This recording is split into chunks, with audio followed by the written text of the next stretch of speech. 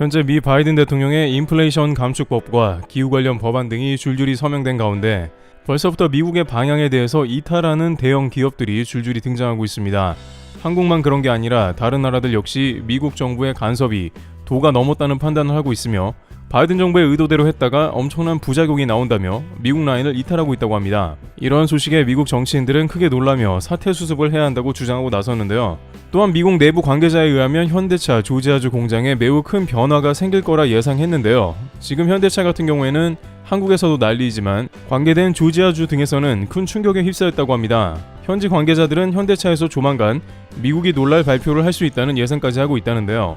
현재 바이든 정부의 행보와 미국의 반기를 들고 이탈하는 기업들이 어떤 폭탄 선언을 하나 궁금한데요. 우선 바이든 대통령은 동맹 차별 등 쏟아지는 논란에도 불구하고 인플레이션 감축법을 대대적으로 홍보합니다. 포린 폴리시 등 현지 정치 매체 등에 따르면 백악관 캠프는 차기 대통령 선거를 미국 중심주의에 포커스를 맞추고 물가가 폭등하고 있으며 경기 침체가 예상되는 미국에 일자리와 소득 증대를 안겨주겠다고 하는 것입니다. 그러나 문제는 이러한 가운데 전기차의 경우 한국은 아예 배제가 되고 유럽이나 일본도 차별을 당했습니다. 일각에서는 말로는 미국 내 생산법이라고 하나 사실상 미국 기업을 위한 법이라고도 말합니다. 별도의 장기 플랜이나 소급 기간도 없이 하루아침에 억울하면 미국에 공장을 짓던가 라고 나온 것이죠. 바이든 대통령은 이 미국 기업 중심 법안을 증명이라도 하듯이 북미 오토쇼에 등장해 미국 차에 탑승했습니다.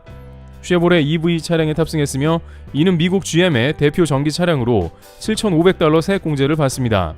이 장면은 미국이 미국 기업의 전기차 시장을 중국뿐만 아니라 다른 국가도 배제할 것이며 미국 제조기업들이 빠르게 시장을 선점하겠다는 의도가 다분히 들어간 것으로 판단됩니다.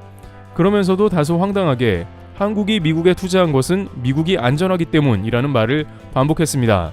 한국에 올 7조 원짜리 투자를 미국으로 낚아채간 지나 러먼도 장관도 바이든 정부 홍보를 강화하면서 반도체 법안은 미국에 대한 투자라면서 많은 국가가 미국으로 올 수밖에 없다고 강조했습니다. 그러나 정작 미국에서조차 이러한 바이든 정부의 대대적인 홍보는 싸늘한 반응이 나오는데요. 8월 물가 지수가 시장 예상치보다 높은 8.3%가 나오자 주식시장이 급락하는 등 분위기가 악화된 것입니다. 블룸버그는 이에 대해서 바이든 정부가 인플레이션 지표를 무시하고 공약만 강조하고 있다고 비판했습니다. 또한 공화당에서는 인플레이션 감축법은 엄청난 인프라 확충을 포함하고 있는 법안이라면서 이는 결국 세금을 많이 걷어들여야 가능한 사안인데 세금 파티가 될 것이라며 우려하고 있습니다. 바이든 대통령은 미국에 50만 개의 전기 충전소가 생기며 모든 것이 미국에서 만들어져 일자리가 많아진다 하나 실제로 그 가운데 국가 보조금이 대거 지급되기에 그 많은 돈이 어디서 나올 것이냐는 의견입니다. 게다가 외국 기업들을 강제로 미국에 들어오게 하면서 수백억 달러의 세제 혜택을 제공한다고 했는데 그 돈이 고스란히 국민들의 세금이 아니냐며 외국 기업의 세금을 쓰고 있다는 비판이 제기되고 있습니다. 여기에 각종 글로벌 업계에서는 바이든 정부의 정책이 모두를 파멸시킬 수 있다는 의견을 제기합니다. 반도체 같은 경우 미국이 기술 우위와 핵심 특허로 사실상 반강제로 미국에 들여앉혀 놓은 꼴이라며 미국의 눈치 때문에 한국, 대만 등이 합류했지만 앞으로 험난함이 예상된다고 밝히고 있습니다. 바이든 대통령이 540억 달러를 반도체 과학 법안에 집행했지만 구체적인 지급 방안이 없는 것입니다. 이는 앞서 전기차 분야에서 포드와 GM을 키웠듯이 마이크론과 인텔을 키울 수 있다는 것입니다. 미국에 막대한 투자를 진행한 삼성과 TSMC는 보조금까지 받지 못하는 경우가 생기면 사실상 반도체 시장에서 경쟁에 뒤처지게 되며 전세계 수출에도 영향을 끼칠 수 있는 것입니다. 게다가 공장을 짓는 지원금까지 회수한다는 의견이 나와서 아예 모두 빼앗긴다는 말도 나옵니다. 실제 바이든 정부는 이번에 새로 집행하는 바이오 관련 행정명령에 반도체 기업 가이드라인을 포함했는데 이는 미국에 입점하는 기업들이 중국에 있다면 기존 지원금을 모두 회수하겠다는 것입니다. 그런데 이러한 미국의 방향이 심지어 미국 기업조차 죽일 수 있다는 이야기가 나오고 있습니다. 중국의 반도체 공장이 있는 것은 삼성과 TSMC뿐만 아니라 마이크론도 마찬가지입니다. 또한 마이크론도 중국에서 거의 30% 가까운 출하량을 보이고 있어 대동소이한 것입니다. 그런데 바이든 정부는 모두 다 중국에 있는 건 본국으로 돌아오라며 관련 법안에 서명을 했다는 것이죠. 마이크론이 중국 라인을 멈추게 된다면 매출의 3분의 1을 포기해야 하는데 미국으로 돌아가서 아무리 세제 혜택이나 보조금을 받는다고 해도 그만큼 이득을 국가에서 책임져 줄 수 없습니다. 또한 애플을 비롯해 다양한 IT 회사들도 중국의 생산시설이 여전히 대단위로 존재하고 있습니다. 이러다 보니 결국 일이 터지고야 마는데 미국을 이탈하는 주요 반도체 회사가 등장하고 있는 상황이 나옵니다. 홍콩 언론 SMP에 따르면 네덜란드의 세계적 반도체 장비 업체 ASML이 미국의 압박 속에서도 중국 내 인력 확대를 계속 추진하고 있다는 것으로 중국 인원이 5년 전보다 3배가 늘었다는 것입니다. 최근 ASML은 차이나데이 행사를 열고 중국 내 사무소 확충을 비롯 신규 직원 200명을 뽑는다고 밝혔습니다. ASML은 세계에서 유일하게 최첨단 극자외선 EUV 노광 장비를 생산하고 있습니다. 최신형 5G 스마트폰에 들어갈 반도체를 생산하는 데 필수적인 장비이기도 합니다.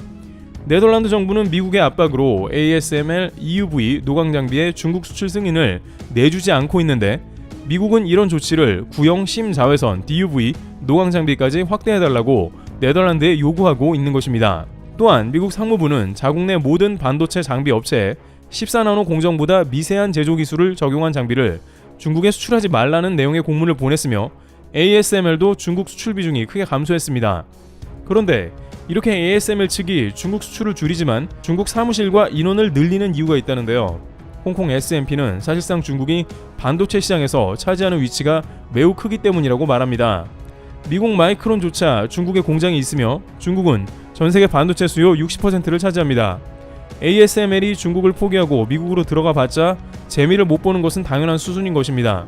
게다가 일각에서는 중국의 반도체 성장에 오히려 미국이 일조하고 있다는 의견도 나오는데요. 최근 중국의 SMIC는 7나노 첨단 공정 개발에 성공했다는 정보가 흘러나오는 상황입니다.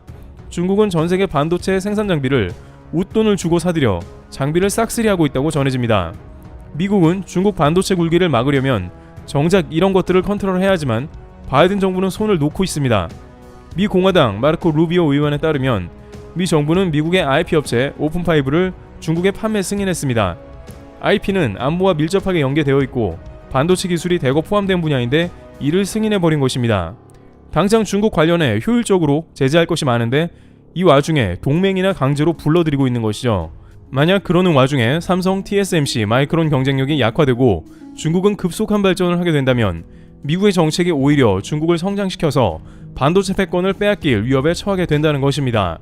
중국이 반도체 자립을 하게 되면 한미일 중국 매출이 제로가 되어 동시 추락하게 되기 때문입니다. 중국의 굴기 속도를 늦추고 싶다면 한국이나 대만 등 동맹들을 압도적으로 성장시키는 게 좋다는 것이고 지금까지 그래왔듯 속도전으로 중국을 앞서게 하고 중국은 미국이 제재를 병행하는 방법인 것입니다. 이는 전기차 분야도 마찬가지인데 미국의 각종 글로벌 전기차 회사를 불러들인 다음에 미국 회사만 보조금을 주고 뒤통수를 치는 식으로 다른 국가들의 경쟁력을 약화시키면 전기차 생산 비용이 크게 증가하게 되고 전체적으로 모두가 비용 문제로 허덕일 수 있다는 것입니다. 반면 다들 비싸게 전기차를 만드는 와중에 중국은 독자적으로 가격 부분에 강점을 가져서 전세계 전기차 시장을 잠식할 수 있기 때문에 미국의 인플레 감축법은 최악이라는 것입니다. 이 가운데 이제 현대차에서 조만간 미국을 놀라게 할 발표가 나온다는 예상을 현지에서 하고 있습니다. 현대차 공장이 예정된 조지아주 현지 매체인 애틀란타 저널은 관련 사안을 언급하고 있는데요. 매체는 바이든 대통령 서명 이후 미국의 통상부 장관이 워싱턴 DC로 날아가 즉각 구제책을 요구했다고 합니다. 그는 현대차가 2025년 조지아 공장을 오픈하면 8,100명의 일자리가 생긴다고 강조하면서 현대차는 약 7조 원을 투입하는 결정을 내렸는데 바이든의 인플레법이 걸림돌이라고 했다는 것입니다. 하지만 바이든 정부가 현재 인플레 감축법을 대대적으로 홍보하고 있는 상황이기 때문에 현대차는 앞으로도 계속 보조금에 제외될 가능성이 매우 크다고 전해지고 있는 상황입니다. 게다가 한국 전기차 일부 모델 점유율이 2위에 해당하고 있어 미국을 위협하기 때문입니다. 상황이 이러하자 조지아 주지사를 비롯해 미국 인사들은 비상이 걸린 상황인데요. 현재 아틀란타 저널은 익명의 관계자를 인용해 현대차가 투자를 줄일 수 있다고 경고했습니다. 기업 입장에서는 미국이 보조금을 차별하는 이상 무리해서 투자 확대를 할 필요도 없는 것이며 멕시코 등 북미 FTA가 여전히 작동하기 때문에 생산시설 분산을 고려할 수 있는 것입니다. 미국에서 공장을 짓는데 인센티브를 제공한다고 하지만 멕시코에서 저렴하게 차를 뽑아낸다면 그러한 인센티브는 수년간 상쇄하고도 남을 수 있어 현대차는 계산기를 두드려 볼 수 있다는 것이죠. 그렇게 되면 조지아의 고용 인원이 대폭 감소되며 미국이 원하는 그림에서 멀어지는 것입니다. 이와 같이 미국은 미국 내 일자리 증가를 만족시키려 글로벌 기업을 미국으로 불러들였습니다. 그러나 그 후 차별이 이어지고 전세계 기업은 반기를 들고 미국 투자를 대폭 줄일 것으로 보입니다. 미국에서 인센티브도 확정되지 않은 데다가 결국 참여한 기업들만 큰 손해를 보기 때문입니다. 관계자들은 무리한 미국 정책으로 동맹들은 참여하는 신용만 낼 수 있다고 전망하면서 한국 기업들은 발빠르게 미국 주변국과 유럽 등 투자처 확대를 벌써부터 모색하고 있다고 전합니다. 트리블TV였습니다. 감사합니다.